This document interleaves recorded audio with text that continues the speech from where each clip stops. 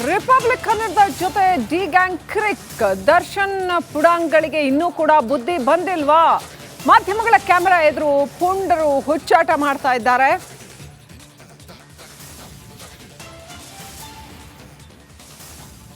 ದರ್ಶನ್ ಅಭಿಮಾನಿಗಳು ಇನ್ನೂ ಕೂಡ ಹುಚ್ಚಾಟವನ್ನು ಮುಂದುವರಿಸಿದ್ದಾರೆ.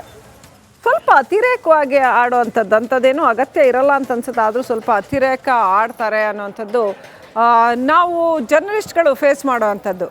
ನೋಡಿ ನೋಡಿ ಹೆಂಗೆ ಮಾಡ್ತಾರೆ, ಗಾಡಿ ಗುದ್ದೋದು ಇಂಥವೆಲ್ಲ ಮಾಡೋವಂಥದ್ದು ಬೇಕಾ? ಇವೆಲ್ಲ ಅಭಿಮಾನ ಇರಲಿ, ಅದು ಅವರ ಅಭಿಮಾನ, ನಾವು ಅವರ ಅಭಿಮಾನಕ್ಕೆ ಏನೂ ಹೇಳಕ್ಕೆ ಹೋಗಿಲ್ಲ. ಆದರೆ ಒಬ್ಬ ಕೊಲೆ ಆರೋಪಿ ಅಂತ ಹೇಳಬೇಕಾಗತ್ತೆ ನಾವು. ಸೊ ಯಾಕೆ ಮಾಧ್ಯಮಗಳ ಜೊತೆ ಯಾಕೆ ಕಿರಿಕ್ ಮಾಡ್ತಾರೆ ದರ್ಶನ್ ಅಭಿಮಾನಿಗಳು ಅನ್ನೋದು ಮಾತ್ರ ಅರ್ಥ ಆಗಲ್ಲ.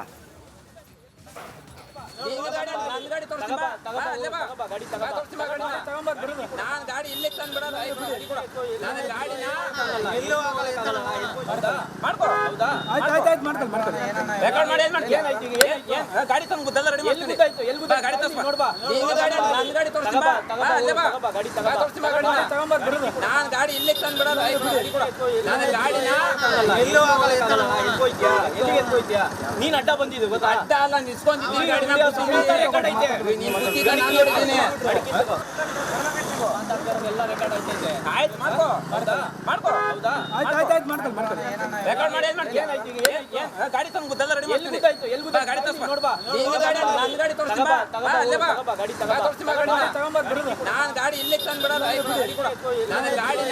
ಇನ್ನೂ ಕೂಡ ಪುಡಾಂಗ್ಗಳಿಗೆ ಬುದ್ಧಿ ಬಂದಿಲ್ಲ ಅಂತ ಅನ್ಸುತ್ತೆ. ಇಷ್ಟೆಲ್ಲ ಆದರೂ ಕೂಡ ಅರ್ಧಕ್ಕರ್ಧ ಈ ಥರ ಪುಡಾಂಗ್ ರೀತಿಯ ಅಭಿಮಾನದಿಂದಾನೇ, ದುರಭಿಮಾನ ಅಂತ ಹೇಳ್ಬೇಕು ಇದನ್ನ, ಇಂಥದ್ರಿಂದಾನೇ ಬೇರೆಯವರಿಗೆ ತೊಂದರೆ ಮಾಡೋ ಈ ಅಭಿಮಾನದಿಂದಾನೇ ಎಲ್ಲೋ ಒಂದು ಕಡೆ ದರ್ಶನ್ಗೆ ಕೂಡ ಕೆಟ್ಟ ಹೆಸರು ಬರೋ ಅಂಥ ಕೆಲಸಗಳು ನಡೀತಾವೇನೋ ಅಂತ ಅನ್ಸುತ್ತೆ.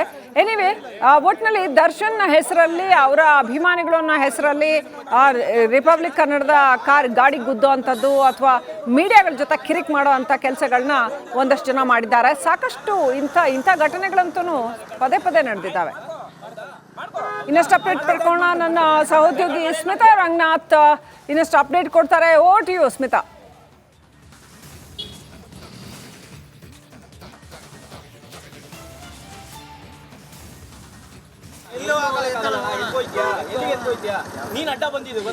ಶ್ರೀಲಕ್ಷ್ಮಿ, ನೋಡಿ, ಯಾವಾಗ ಕೋರ್ಟ್ನಿಂದ ದರ್ಶನ್ ಅವರು BGS ಆಸ್ಪತ್ರೆಗೆ ಹೊರಟರು ಆಗ ಸಹಜವಾಗಿ ಮಾಧ್ಯಮಗಳ ಕ್ಯಾಮ್ರಾಗಳು, ಎಸ್ಪೆಷಲಿ ಲೈವ್ ಇದ್ದಂತಹ ಚಾನೆಲ್ಗಳ ವೆಹಿಕಲ್ಗಳು ಕೂಡ ದರ್ಶನ್ ಅವರ ಆ ವೆಹಿಕಲ್ ಅನ್ನ ಫಾಲೋ ಮಾಡ್ಕೊಂಡು ಹೋಗ್ತಾ ಇತ್ತು. ರಿಪಬ್ಲಿಕ್ ಕನ್ನಡ ವೀಕ್ಷಕರು ಕೂಡ ಗಮನಿಸಿದ ಹಾಗೆ ದರ್ಶನ್ ಅವರ ಗಾಡಿಯ ಎಕ್ಸಾಕ್ಟ್ಲಿ ಹಿಂದೆ ಇತ್ತು. ಬಟ್ ಕಂಟಿನ್ಯೂಸ್ ಆಗಿ ಕೋರ್ಟ್ನಿಂದ BGS ಆಸ್ಪತ್ರೆವರೆಗೂ ಕೂಡ ಒಂದು 2 ವೀಲರ್, ಪರ್ಟಿಕ್ಯುಲರ್ಲಿ ನೀವೇನು ದೃಶ್ಯದಲ್ಲಿ ಕಿರಿಕ್ ಮಾಡ್ತಾ ಇರೋ ಇಬ್ಬರು ಅರೆ ವಯಸ್ಸಿನ ಹುಡುಗರನ್ನ ಗಮನಿಸ್ತಾ ಇದ್ದೀರಿ. ಅವರಿಬ್ರು ಕೂಡ ಅಂತಂದ್ರೆ ಬಹುಶಃ ಮಾರ್ಕೆಟ್ ಫ್ಲೈಓವರ್ ನಿಂದ ಸ್ವಲ್ಪ ಹಿಂದೆ ದರ್ಶನ್ ಅವರ ಹಿಂಬಾಲಕರ ಕಾರನ್ನೇ ಹೋಗಿ ಗುದ್ದಿದೆ. ರೆಕಾರ್ಡ್ ಆಗಿದೆ. ರಿಪಬ್ಲಿಕ್ ಕನ್ನಡ ಲೈವ್ ಇತ್ತು ನಿರಂತರವಾಗಿ. ಆ ಸಂದರ್ಭದಲ್ಲಿ ಆ ಟೂ ವೀಲರ್ ನಲ್ಲಿ ಬರ್ತಾ ಇದ್ದ ಇಬ್ಬರು ಹುಡುಗರು ಯಾವ ರೀತಿಯಾಗಿ ಅಡ್ಡಾದಿಡ್ಡಿಯಾಗಿ ತಮ್ಮ ವಾಹನವನ್ನ ಚಲಾಯಿಸ್ತಾ ಇದ್ರು, ಎಲ್ಲವೂ ಕೂಡ ಕಂಪ್ಲೀಟ್ ಆಗಿ ಸರಿಯಾಗಿದೆ. ಆದ್ರೆ ಯಾವಾಗ BGS ಆಸ್ಪತ್ರೆಯನ್ನ ಬಂದು ದರ್ಶನ್ ತಲುಪಿದ್ರು, ಮಾಧ್ಯಮಗಳ ವಾಹನಗಳು ಕೂಡ ಬಂದು ತಲುಪಿದ್ರು. ಇದಕ್ಕಿದ್ದ ಹಾಗೆ ಬಂದ್ರು ಆ ಹುಡುಗರು. ನನ್ನ ಕಲೀಗ ಮಾದೇಶ್ ಇದ್ದ ವಾಹನದ ಹತ್ರ ಬಂದ್ಬಿಟ್ಟು ನಿಮ್ ಗಾಡಿ ನಮ್ ಗಾಡಿ ಗುದ್ದಿದೆ, ನಾವು ಪೊಲೀಸ್ ಕಂಪ್ಲೇಂಟ್ ಮಾಡ್ತೀವಿ ಅಂತ ಹೇಳಿ ಆವಾಗ ದರ್ಶನ್ ತಲುಪಿದ್ರು. ಮಾಧ್ಯಮಗಳ ವಾಹನಗಳು ಕೂಡ ಬಂದು ತಲುಪಿತು. ಇದಕ್ಕಿದ್ದ ಹಾಗೆ ಬಂದ್ರು ಆ ಹುಡುಗರು. ನನ್ನ ಕಲೀಗ ಮಾದೇಶ್ ಇದ್ದ ವಾಹನದ ಹತ್ರ ಬಂದ್ಬಿಟ್ಟು ನಿಮ್ ಗಾಡಿ ನಮ್ ಗಾಡಿ ಗುದ್ದಿದೆ, ನಾವು ಪೊಲೀಸ್ ಕಂಪ್ಲೇಂಟ್ ಮಾಡ್ತೀವಿ ಅಂತ ಹೇಳಿ ಆವಾಜ್ ಹಾಕ್ಲಿಕ್ಕೆ ಶುರು ಮಾಡಿದ್ರು. But as we had all live footages, ನಮ್ಮ ಹತ್ರ ಕಂಪ್ಲೀಟ್ ಆಗಿ ಅಲ್ಲಿ ನಡೆದ ಘಟನೆಯ ಎಲ್ಲ ಕಂಪ್ಲೀಟ್ ದೃಶ್ಯಗಳು ಕೂಡ ರೆಕಾರ್ಡ್ ಆಗಿದ್ದು ಕೂಡ ಆಯ್ತು, ಲೈವ್ ನಲ್ಲೂ ಹೋಗಿತ್ತು. ಹಾಗಾಗಿ ನಾವು ಕೇಳಿದ್ವಿ, ಆಯ್ತು ಯಾರ ಗಾಡಿ ಯಾರಿಗೆ ಟಚ್ ಆಗಿದೆ, ಬನ್ನಿ ಇಲ್ಲೇ ಪೊಲೀಸರು ಇದ್ದಾರೆ, ಅವ್ರ ಹತ್ರನೇ ಹೋಗೋಣ ಅಂತ ಹೇಳಿ. ಆದ್ರೆ ಯಾವಾಗ ಮಾಧ್ಯಮ, ಅದರಲ್ಲೂ ರಿಪಬ್ಲಿಕ್ ಕನ್ನಡದ ಪ್ರತಿನಿಧಿಗಳೆಲ್ಲರೂ ಕೂಡ ಜೋರಾಗಿ ಪ್ರಶ್ನೆ ಮಾಡಿದ್ವಿ, ಆಗ ಸೈಲೆಂಟ್ ಆಗಿ ಆಚೆ ಹೋಗಿದ್ದಾರೆ. ಬಹುಶಃ ಅನ್ಕೊಂಡಿರ್ಬೋದು ನಾವು ದರ್ಶನ್ ಅಭಿಮಾನಿಗಳು ಅಂತ ಹೇಳ್ಕೊಂಡು ಬಂದು ಮಾಧ್ಯಮದ ಮೇಲೆ ದಬ್ಬಾಳಿಕೆ ಮಾಡಿದ್ರೆ ಹೆದರ್ ಬಿಡ್ತಾರೆ ಅಂತ ಹೇಳಿ. ಆದ್ರೆ ನಾವಿಲ್ಲಿ ಮಾಡ್ತಿರೋದು ನಮ್ಮ ಕರ್ತವ್ಯ. ರಿಪಬ್ಲಿಕ್ ಕನ್ನಡವು ಒಳಗೊಂಡಂತೆ ಎಲ್ಲಾ ಮಾಧ್ಯಮದವರು ಅವ್ರ ಕರ್ತವ್ಯ ನಿರ್ವಹಿಸುತ್ತಿದ್ದಾರೆ.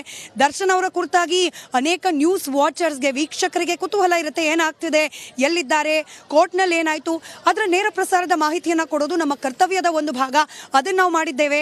ನಮ್ಮ ಹತ್ರ ನಾನು ಮತ್ತೆ ಹೇಳಿದ ಹಾಗೆ ಕಂಪ್ಲೀಟ್ ಫುಟೇಜಸ್ ಇದೆ, ಯಾರು ತಪ್ಪು ಮಾಡಿದ್ರು, ಯಾರು ಟ್ರಾಫಿಕ್ನ ರೂಲ್ಸನ್ನು ವೈಲೇಟ್ ಮಾಡಿದ್ರು ಅಂತ ಹೇಳಿ. ಆದರೆ ಆ ಹುಡುಗರು ಬಂದು ಅಸಭ್ಯ ಭಾಷೆಯನ್ನು, ಅಸಭ್ಯವಾಗಿ ಬಾಡಿ ಲ್ಯಾಂಗ್ವೇಜನ್ನು ವರ್ತನೆ ಮಾಡಿಕೊಂಡು ನಮ್ಮ ಡ್ರೈವರ್ಗಳ ಮೇಲೆ ಹಲ್ಲೆ ಮಾಡೋ ರೀತಿಯಲ್ಲಿ ಬಂದರು. ಅದು ಕೂಡ ಕಂಪ್ಲೀಟ್ ಆಗಿ ನಾವು ಲೈವ್ನಲ್ಲಿ ತೋರಿಸಿದ್ದೀವಿ. ಅರ್ಥ ಮಾಡ್ಕೊಳ್ಬೇಕಾಗಿರೋದು ಇಷ್ಟೆಲ್ಲ ಆಗೋಗಿದೆ.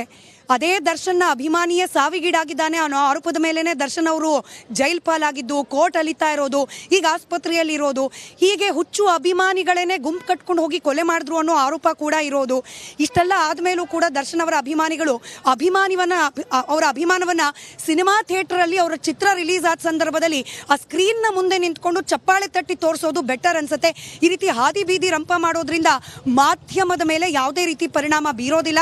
ಬದಲಾಗಿ ಅವರ ಸಭ್ಯತೆ, ಅವರ ಕಲ್ಚರ್ ಮತ್ತೆ ಜನರ ಮುಂದೆ ಎಕ್ಸ್ಪೋಸ್ ಆಗುತ್ತೆ ಅಂತ ಹೇಳ್ಬೋದು. ಶ್ರೀಲಕ್ಷ್ಮಿ, ಈಗ ಸ್ಮಿತಾ, ಇನ್ನೇನು ಬೇಲ್ ಮೇಲೆ ದರ್ಶನ್ ಹೊರಗಡೆ ಬಂದಿರೋದ್ರಿಂದ ಇದೆಲ್ಲ ಇನ್ನಷ್ಟು ಅತಿರೇಕಕ್ಕೆ ಹೋಗತ್ತಾ? ಈ ಹಿಂದೆ ಕೂಡ ಎಷ್ಟು ಡ್ಯಾಮೇಜ್ ಉಂಟು ಮಾಡಿತ್ತು ಅನ್ನೋಂಥದ್ದನ್ನ ನಾವು ನೋಡಿದ್ವಿ. ಈ ಅಭಿಮಾನ ಅಂತ ಹೇಳೋದೇನೆ ಅವರ ಪರಪ್ಪನ ಅಗ್ರಹಾರದ VVIP ಟ್ರೀಟ್ಮೆಂಟ್ ವಿಚಾರವನ್ನ ಬಯಲಿಗೆ ತಂದಿದ್ದೇನೆ ಈ ಹುಚ್ಚು ಅಭಿಮಾನದ ಒಂದು ವಿಚಾರ ಅಂತ. ನಾನು ದರ್ಶನ್ ಜೊತೆ ಹಿಂಗೆಲ್ಲ ಮಾಡಿದೆ ಅಂತ ಸ್ಟೇಟಸ್ ಎಲ್ಲ ಹಾಕ್ಕೊಂಡು ಅದು ಎಲ್ಲ ಕಡೆ ವೈರಲ್ ಆಗಿ ಇಂಥವೆಲ್ಲ ಆಯಿತು, ಇಂಥ ಅನೇಕ ಘಟನೆಗಳು ಆಯಿತು. ಸೊ ಅದು ಇನ್ನಷ್ಟು ಅತಿರೇಕಕ್ಕೆ ಹೋಗುತ್ತಾ, ಏನು ಕತೆ ಅಂತ?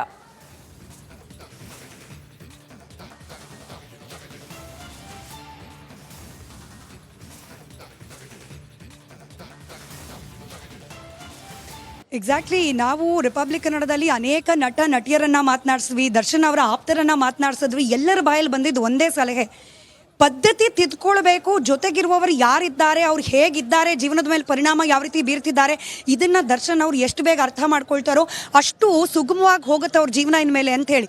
ಅಂದ್ರೆ ದರ್ಶನ್ ಅವರ ಆಪ್ತರೇ ಹೇಳ್ತಿದ್ದಾರೆ, ಅವರ ಅಭಿಮಾನಿಗಳ ವರ್ತನೆನೂ ಕೂಡ ಬದಲಾವಣೆ ಆಗಬೇಕು ಅಂತ ಹೇಳಿ. ಅಭಿಮಾನ ಇರಲಿ, ದರ್ಶನ್ ಅವರು ಬೇಗ ಗುಣಮುಖರಾಗಲಿ ಅಂತ ಹೇಳಿ ದೇವಸ್ಥಾನಗಳಿಗೆ ಹೋಗಲಿ, ತೆಂಗಿನಕಾಯಿ ಓಡಿಸ್ಲಿ, ಮಂಗಳಾರತಿ ಮಾಡಿಸ್ಲಿ, ಅಥವಾ ನಾನು ಆಗಲೇ ಹೇಳಿದಾಗೆ ದರ್ಶನ್ ಅವರ ಚಿತ್ರ ಬಿಡುಗಡೆ ಆದಮೇಲೆ ಇನ್ ಫ್ಯೂಚರ್ ಇನ್ ಕೇಸ್ ಗುಣಮುಖರಾಗಿ ಅವರ ಬೆನ್ನು ನೋವಿನ ಸಮಸ್ಯೆ ಎಲ್ಲ ವಾಸಿಯಾಗಿ ಮತ್ತೆ ಚಲನಚಿತ್ರದಲ್ಲಿ ಶೂಟಿಂಗ್ನಲ್ಲಿ ಭಾಗಿಯಾಗಿ ಅವ್ರ ಫಿಲಮ್ ರಿಲೀಸ್ ಆದ ಸಂದರ್ಭದಲ್ಲಿ ದುಡ್ಡು ಕೊಟ್ಟು ಟಿಕೆಟ್ ತಗೊಂಡು ಸಿನಿಮಾ ಮಂದಿರಗಳಿಗೆ ಹೋಗ್ಬಿಟ್ಟು ಅಲ್ಲಿ ಶಿಲ್ಲೆ ಚಪ್ಪಾಳೆ ಹೊಡೆಯೋ ಮೂಲಕ ಅಭಿಮಾನವನ್ನು ತೋರಿಸ್ಬೇಕೇ ಹೊರತು ಈ ರೀತಿಯಾಗಿ ಪುಂಡಾಟ ಆಡೋದ್ರಿಂದ ದರ್ಶನ್ ಅವರ ಇಮೇಜ್ಗೆ ಮತ್ತೆ ಡ್ಯಾಮೇಜ್ ಮಾಡ್ತಿದ್ದಾರೆ ಅನ್ನೋದನ್ನ ಅವರ ಅಭಿಮಾನಿಗಳು ಮನಗಾಣಬೇಕಷ್ಟೇ.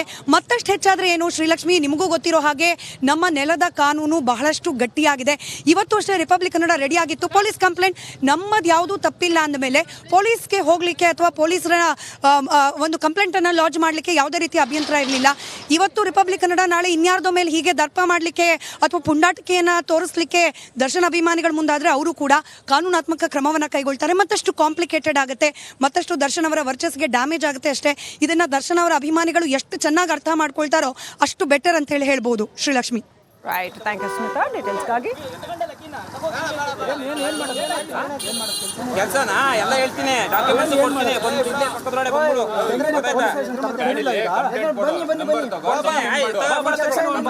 ನೀನೇನು